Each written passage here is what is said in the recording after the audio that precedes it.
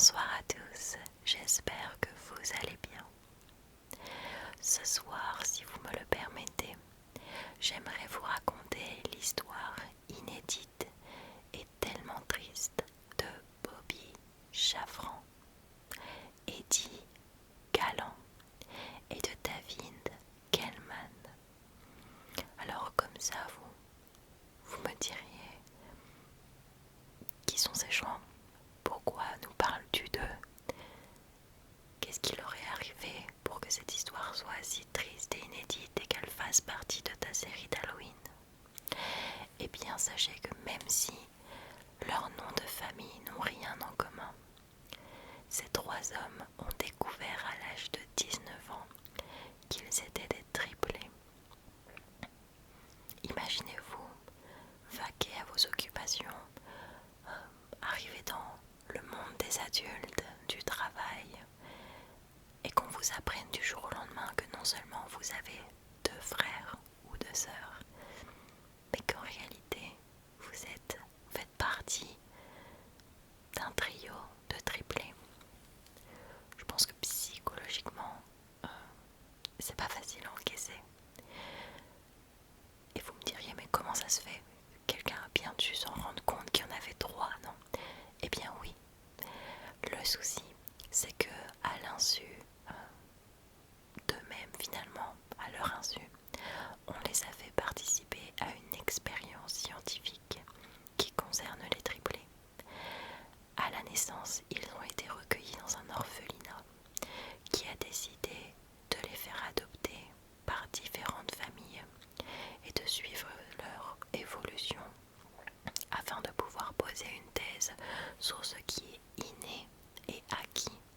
Alors, par exemple, ce qu'on appelle inné, ça va être de respirer. Ça, c'est quelque chose qu'on a dès la naissance. On n'a pas besoin d'apprendre à respirer lorsqu'on naît. On respire automatiquement. Par contre, marcher, ça requiert de l'acquis. On apprend à marcher. Et il y a des études scientifiques qui sont menées depuis des années, surtout lorsque ça concerne les tueurs en série, pour savoir si le mal qui est en eux était quelque chose d'inné qu'ils avaient à la naissance ou quelque chose qui, à travers leurs expériences, est devenu acquis. Je ne vais pas vous faire toute une vidéo sur l'inné ou l'acquis, mais renseignez-vous sur les expériences et sur les résultats d'expérience vis-à-vis de ça. Vous verrez, c'est assez impressionnant. Mais voilà, en 1960, l'orphelinat qui les avait recueillis a décidé de les utiliser comme cobayes pour approfondir la thèse de l'inné et de l'acquis. Et vous verrez, c'est pas joli joli.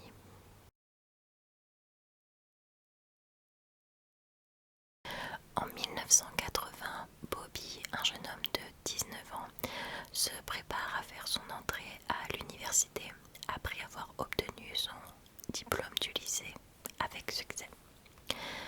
Il est vraiment heureux, d'autant plus qu'il a réussi à être accepté dans la fac de son choix qui se trouve à New York. Elle est un peu loin de chez ses parents, mais lui il voit vraiment une opportunité en or. Il va enfin pouvoir avoir son indépendance, pouvoir avoir son petit chez lui, un peu plus d'intimité. Et bon, c'est un garçon de 19 ans, il se dit qu'il va pouvoir faire plein de fêtes sans avoir ses parents sur le dos et surtout pouvoir ramener des filles dans sa petite chambre étudiante sans potentiellement être surpris par ses parents. Donc sur le papier, Bobby est vraiment super content de cette nouvelle vie qui l'attend et il a hâte de pouvoir commencer.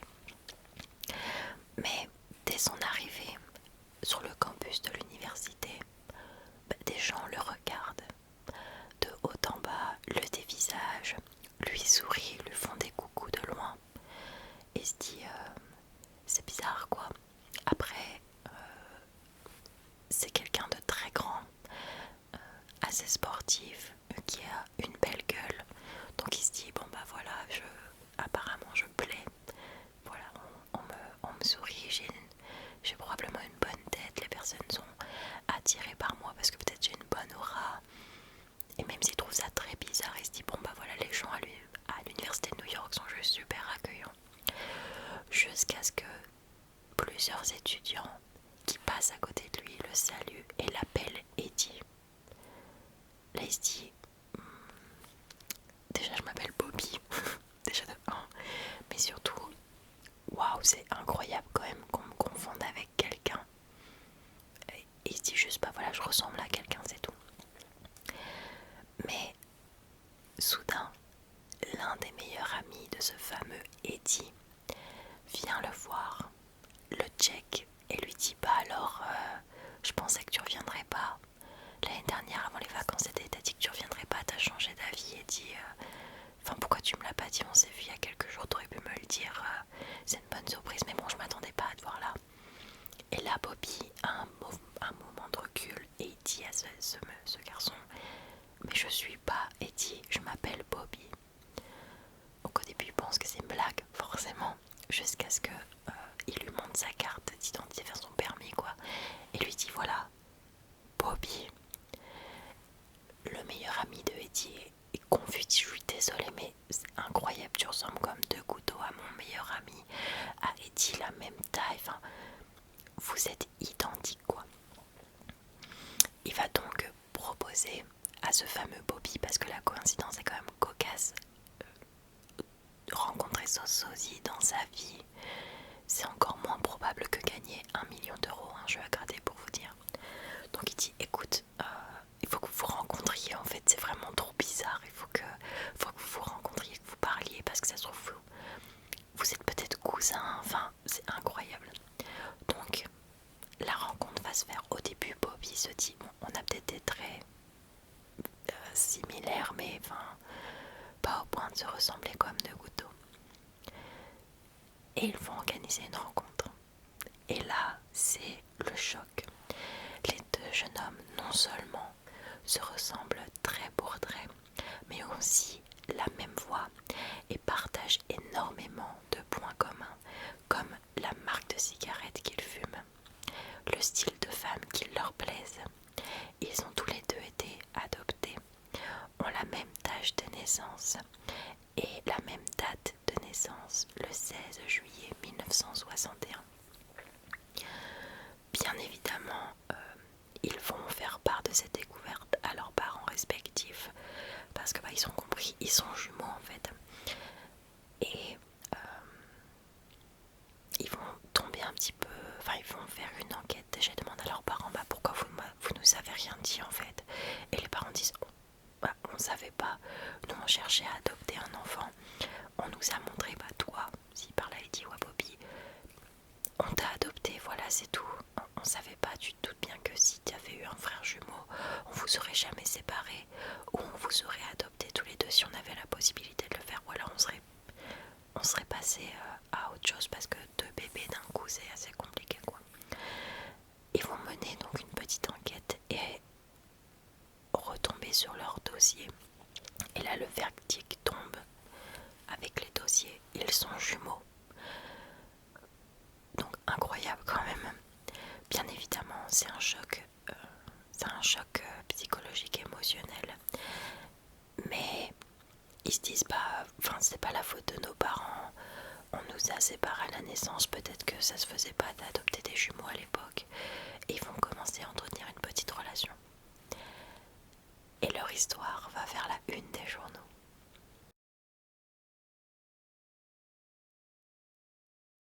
Bien évidemment, le caractère exceptionnel de l'histoire va attirer les médias et très vite, ils vont se retrouver à faire la première page de très grands journaux tout autour du pays. Jusqu'à ce que l'article se retrouve dans les mains de David Kellman, qui, en observant la photo des deux, de Bobby et de Eddie, tombe des nues. Il va prendre l'article et aller voir ses parents en leur disant « Regardez ». Au début, sa mère va penser que c'est lui, dire qu'est-ce que tu fais? Et c'est là où il dit non, c'est pas moi sur la photo. Ce sont deux garçons qui viennent de découvrir qu'ils étaient jumeaux. Et bien évidemment, vous en doutez, David leur ressemble trait pour trait. Quelques recherches plus tard vont démontrer que David est la pièce manquante de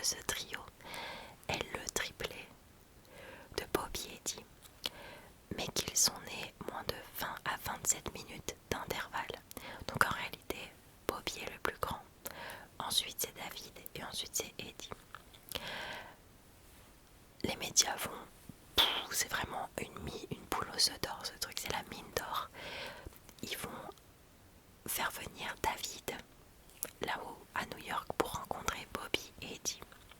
La réunion des trois frères fait vraiment sensation et ils deviennent des célébrités à Manhattan. Tout le monde veut les voir, tout le monde veut les rencontrer, parler avec eux. Beaucoup leur posent des questions auxquelles ils n'ont pas de réponse. Forcément, ça fait quoi d'avoir deux frères jumeaux, de faire partie d'un trio de triplés. On vient à peine de l'apprendre, donc c'est bizarre, pour l'instant c'est très bizarre. Ils sont tellement célèbres qu'ils vont faire une apparition dans le film avec Madonna, Recherche Suzanne désespérément. On leur offre une scène où bon, ils n'ont pas de dialogue, mais en fait ils sont tous les trois adossés à un mur et regardent Madonna passer. Et bon, on voit bien que ce sont des triplés quoi. Ils ont surfé un peu sur cette vague parce qu'ils se sont fait quand même beaucoup d'argent. Ils étaient connus. Il y a beaucoup de personnes qui ont acheté leur histoire. Qui voilà, enfin, après je peux comprendre, c'est vraiment sensationnel cette histoire. Donc surfant sur cette vague, ils vont ouvrir un restaurant ensemble à Soho, qui est un district de New York, qui s'appelle le Triplets. Mais après la joie des retrouvailles, il va commencer à avoir des disputes. On parle quand même de 3 garçons, 3 hommes qui ont grandi séparément, qui même s'ils ont des traits en commun, que ce soit physique ou même en termes de goût, de caractère, ils n'ont pas eu la même vie du tout, pas eu la même éducation, pas eu les mêmes expériences de vie. Et même s'ils sont triplés entre frères et sœurs, quand on vit dans la même maison et qu'on a un effet ensemble, on arrive à se clasher. J'imagine même pas quand on connaissait pas en fait ses frères et sœurs, quand on les a pas vu grandir, on n'a jamais su les apprivoiser. Donc des disputes apparaissent et Bobby décide de se retirer de l'Averno, qu'il abandonne le restaurant. Leur vie est d'autant plus bouleversée lorsqu'ils apprennent que leur séparation à la naissance, parce qu'une enquête est menée bien évidemment, avait pour seul but une expérience scientifique menée par le psychanalyste du nom de Peter Neubauer. Pendant toute leur enfance, ils se sont rendus compte qu'il y a des inspecteurs qui venaient chez eux, qui étaient censés travailler sur une étude du développement de l'enfant. Ils venaient chez eux contrôler leur état de santé, leur faisaient même faire des petits tests, poser des questions aux parents, par exemple à quel âge est-ce que il a commencé à arrêter de mettre des couches, à quel âge il est devenu totalement propre, il a commencé à marcher mais il met quel pied avant l'autre, combien de temps ça lui a pris pour utiliser une petite cuillère, une fourchette, quel est le premier mot qu'il a dit, à quel âge, il dort plus sur le côté gauche, sur le côté droit, enfin vraiment des questions trop spécifiques. Et les parents trouvaient ça bizarre, mais d'un côté ils se disaient bah voilà, on a quand même adopté un enfant qui n'est pas biologiquement de nous et ils veulent s'assurer qu'on soit une bonne famille adoptive, qu'on en prenne soin, qu'on soit attentif à ses besoins, qu'on l'aide à bien se développer. Enfin, ils se sont dit voilà, ils sont juste super précautionneux et veulent s'assurer que tout aille bien et qu'on maltraite pas l'enfant ou que l'enfant soit pas malheureux, sinon on nous l'enlève, parce que déjà que cet enfant était abandonné à la naissance, si en plus il tombe dans une famille qui le traumatise, c'est pas la peine. Mais en fait, en réalité, vous vous en doutez, ces agents qui venaient travailler tout simplement pour l'étude sur l'inné et l'acquis et comparer les résultats de chaque triplé, pour voir si vraiment le fait de les avoir séparés alors qu'ils ont passé 9 mois ensemble dans un ventre quoi, si vraiment ça change quelque chose, s'ils vont se développer de la même façon ou si au contraire ça va créer une cassure en eux. Et c'est là où cette expérience est horrible, parce que je suis d'accord que pour comprendre il faut tester, bien évidemment, mais là je pense que c'est borderline de la torture psychologique. Aujourd'hui on sait avec le recul, et bien malheureusement parce qu'il y a des expériences pourries comme ça, que le lien entre des jumeaux ou des triplés est très fort. Mais là on parle quand même personnes qui, à l'âge adulte, découvrent qu'ils ont des triplés, mais surtout découvrent qu'ils faisaient juste partie d'une expérience scientifique, et des familles qui découvrent que l'enfant qu'ils ont adopté et aimé depuis toutes ces années, en fait il avait des frères. C'est horrible, je pense que c'est de la torture. Pour moi, c'est de la torture en fait.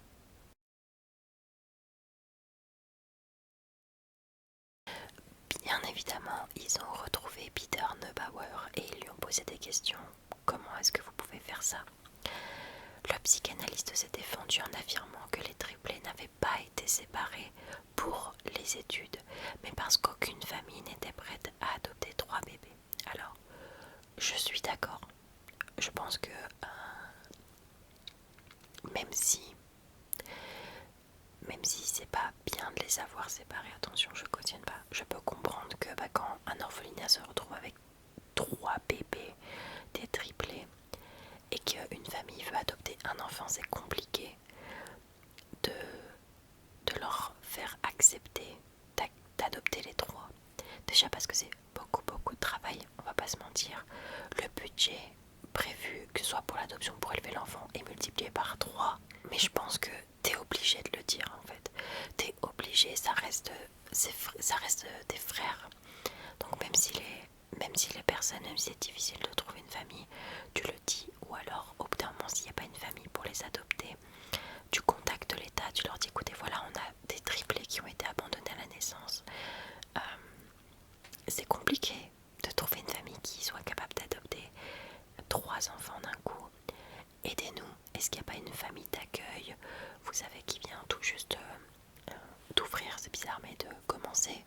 Est-ce que vous pourriez nous bloquer une place, ou est-ce que vous pourriez nous allouer des fonds en fait pour qu'on puisse les garder ensemble et qu'on soit pas obligé de les séparer pour qu'ils soient adoptés séparément? Ou même si les triplés sont adoptés séparément, tenir informer les familles et faire en sorte qu'ils ne vivent pas trop loin pour que ils aient des moments ensemble en fait. Vous voyez ce que je veux dire? Ça a été très mal géré, et cette excuse de ouais mais personne voulait adopter 3 bébés, moi personnellement j'y crois pas. Oui, ça doit être compliqué de faire adopter 3 bébés d'un coup, je suis complètement d'accord, mais je pense qu'il y avait d'autres solutions que de séparer les enfants, ne pas le dire aux familles qui les adoptent, et faire une expérience scientifique pour voir comment ils vont se développer. Chacun, quand 2 parties leur manquent en fait, c'est horrible. C'est une fois qu'ils ont tous été séparés en fait et adoptés séparément que l'expérience a commencé. Selon une étude, les triplés identiques naissent 21 fois chaque million de naissances. Donc lui, il a vraiment vu, pareil, une mine d'or pour le d'or quoi. Pourtant, vous vous en doutez, il n'a jamais pris la peine d'informer les familles. Au début, les triplés, Eddie, Bobby et David, étaient vraiment fâchés contre leurs parents en disant mais pourquoi vous nous avez rien dit, c'est dégueulasse, on avait le droit de savoir. Et il y a eu des disputes dans la famille parce que les enfants ne croyaient pas leurs parents, jusqu'à ce qu'il y ait eu une rencontre qui se soit faite. Les parents sont allés voir Peter Neubauer et 1 ou 2 personnes qui faisaient partie de l'expérience. Et ils leur ont dit mais pourquoi vous avez fait ça? Si vous nous l'aviez dit, on aurait fait en sorte d'être en contact avec les autres familles. Bien sûr qu'adopter 3 bébés d'un coup c'est beaucoup, mais on aurait fait en sorte que ça marche, on aurait fait en sorte qu'ils soient en relation, on leur aurait expliqué. À ça, Peter Neubauer n'a eu aucune réponse. Pire encore, lorsque l'État et la police s'est emparés du cas, il s'est avéré que ce n'était pas la première fois qu'ils séparaient des frères et sœurs. Et dans un documentaire Netflix qui traite tout le sujet beaucoup plus profondément, je vous invite vraiment à le regarder, on découvre des jumelles qui, après l'explosion de cette affaire, se sont retrouvées. Il a séparé des jumelles. Alors je suis d'accord, ça doit être tout aussi compliqué de faire adopter 2 enfants à une famille plutôt que 3. Enfin, vous m'avez compris quoi, c'est tout aussi compliqué. Mais encore une fois, il n'a jamais prévenu la famille. Et ces jumelles, elles aussi, durant leur enfance, se sont rendues compte que des agents venaient les voir et posaient des questions vraiment trop spécifiques, trop bizarres à leurs parents.